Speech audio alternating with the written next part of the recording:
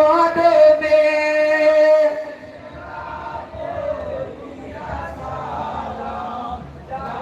তারপরে সালাম জানাই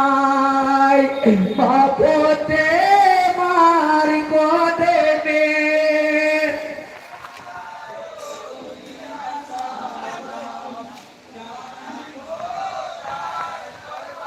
তারপরে সালাম জানাই হযরত হোসেনের কাছে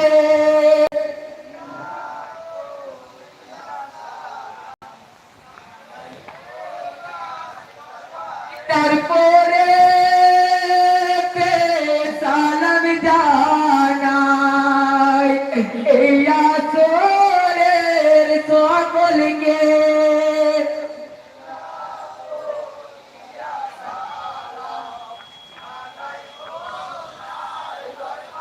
তারপরে সালাম জানাই এই আসরের সকলকে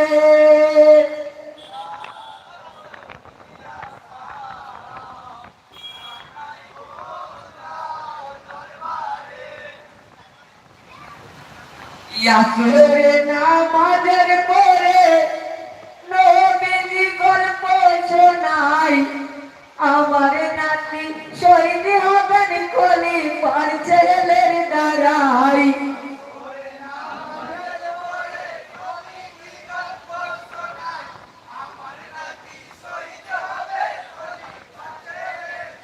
আসরে নামাজের পরে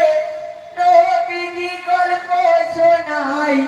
আমার নাতি শহীদ হবেন খলিফার ছেলের দ্বারাই